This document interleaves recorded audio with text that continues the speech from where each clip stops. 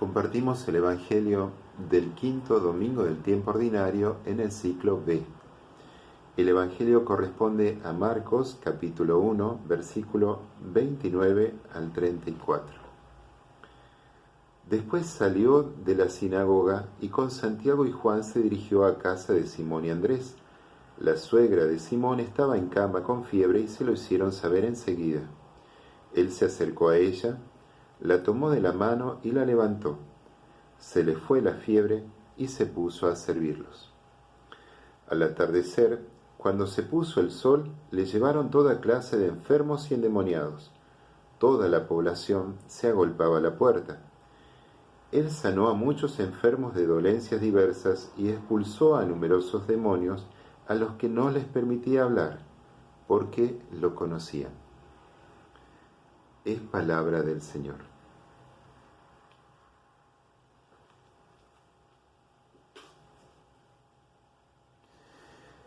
El Evangelio del domingo pasado nos relataba la sanación de un hombre que estaba poseído por un espíritu impuro en la sinagoga de Cafarnaúm. El Evangelio que acabamos de escuchar es continuación de este Evangelio y nos presenta tres escenas que son claves para comprender mejor la naturaleza del ministerio de Jesús, de la misión que Jesús está llamado a realizar.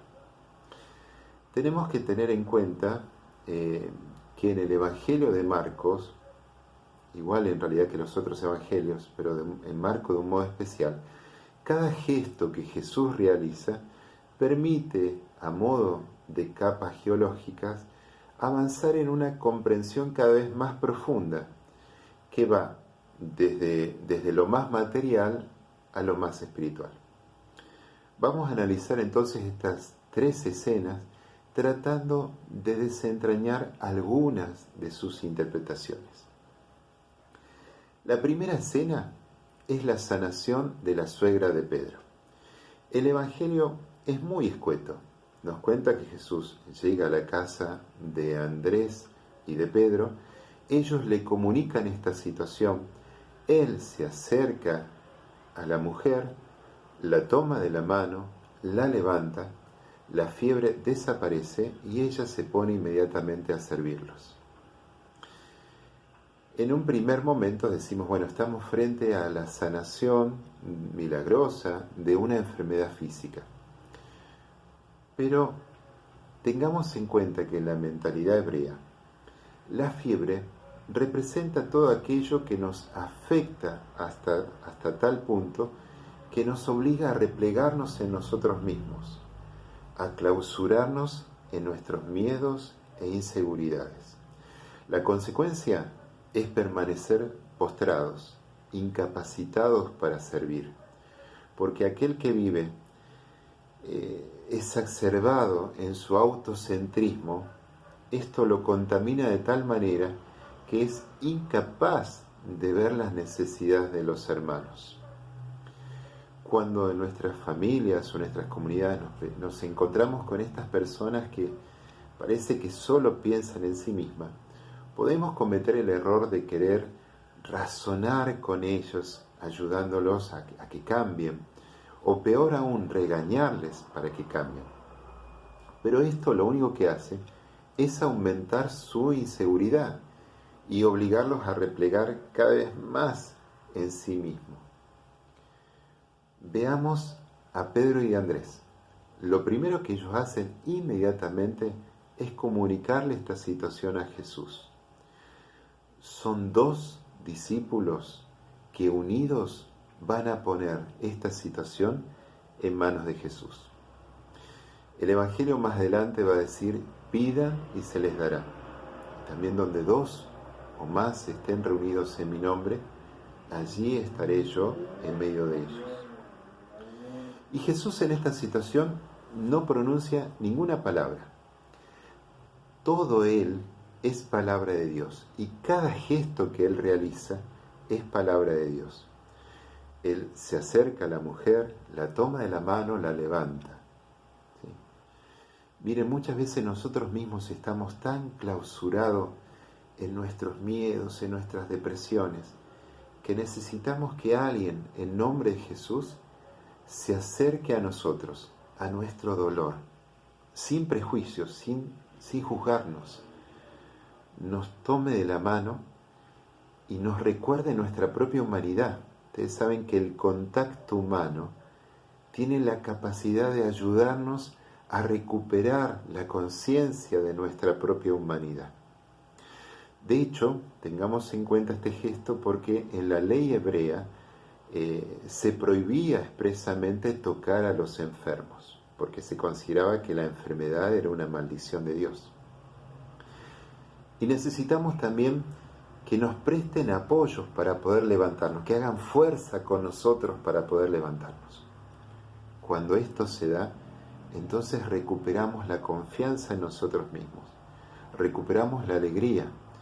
Y quien recupera la alegría recupera la capacidad de amar, y quien ama se pone al servicio de los demás.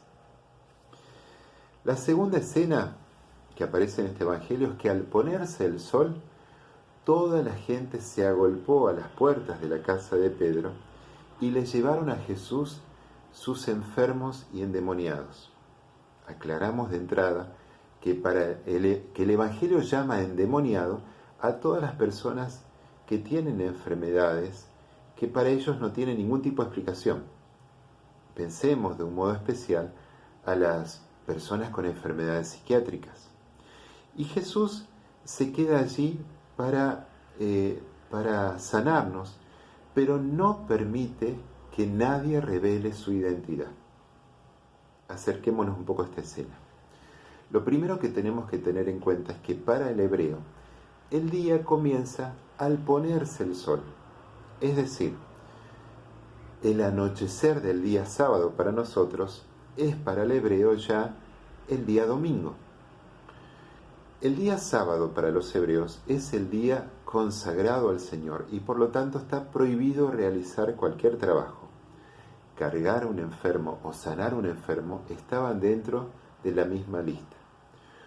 Por esto, esta gente que busca a Jesús porque fue testigo de la sanación que él realizó en la sinagoga, esperan a que pase el día para poder presentarse frente a Jesús.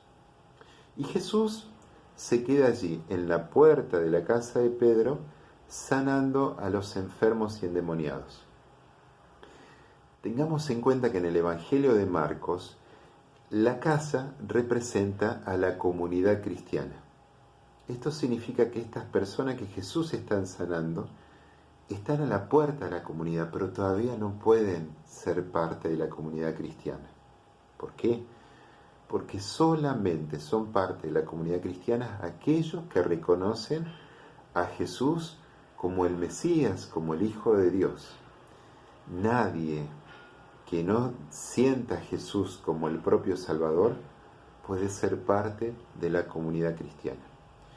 Y esta gente busca a Jesús porque tiene poder de sanar. Es decir, están buscando un milagrero que los ayude en alguna situación concreta. En esta circunstancia es muy peligroso revelar la identidad de Jesús. ¿Por qué? Porque es muy fácil confundir la misión del enviado de Dios, que vino para salvar a la humanidad, salvar la historia, salvar el mundo entero, con un curandero al que podemos recurrir para que nos solucione situaciones puntuales de nuestra vida ordinaria. La tercera escena nos relata que muy de madrugada, cuando todavía está oscuro, Jesús se va a un lugar para estar a solas en oración con su Padre. Miren, la escena es muy similar a lo que va a pasar después con María Magdalena, que cuando todavía se está oscuro, de madrugada, va al sepulcro. No se trata tanto de una hora del día, sino como de una necesidad espiritual.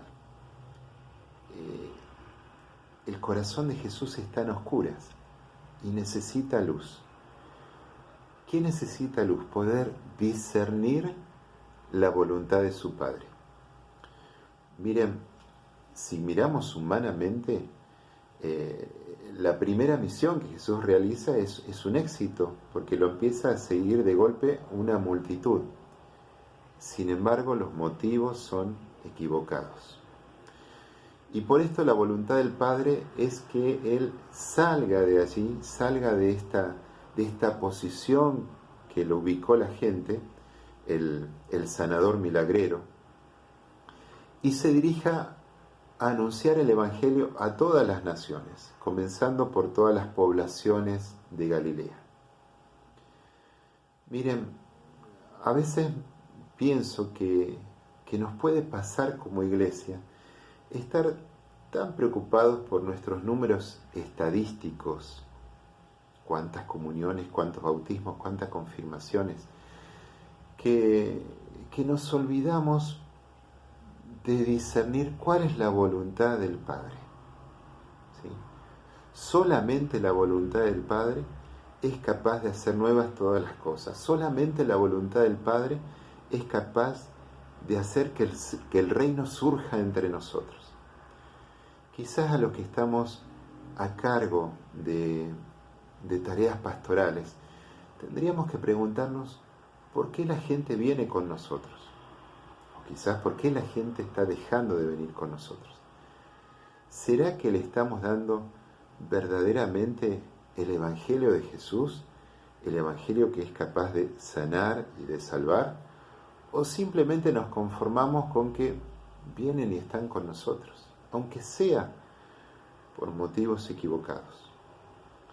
Miren, si el Hijo de Dios necesitó discernir la voluntad de su Padre en la oración, ¿cuánto más nosotros necesitamos discernir la voluntad del Padre frente a las situaciones de nuestras familias, frente a las situaciones de nuestras comunidades?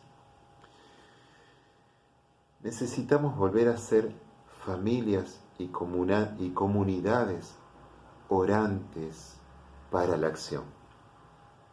Necesitamos discernir todo lo que hacemos en la oración para estar seguro que estamos haciendo la voluntad del Padre. Hágase tu voluntad. Para hacer esa voluntad es necesario discernir en comunidad, discernir en familia. Qué bueno sería que nuestros consejos pastorales fueran verdaderos consejos de oración profunda, donde abiertos a la luz del Espíritu Santo que conmueve nuestros corazones, somos capaces de discernir la voluntad de Dios. Seguramente esas comunidades florecerían, fructificarían en dones del Espíritu y en servicio para los hermanos.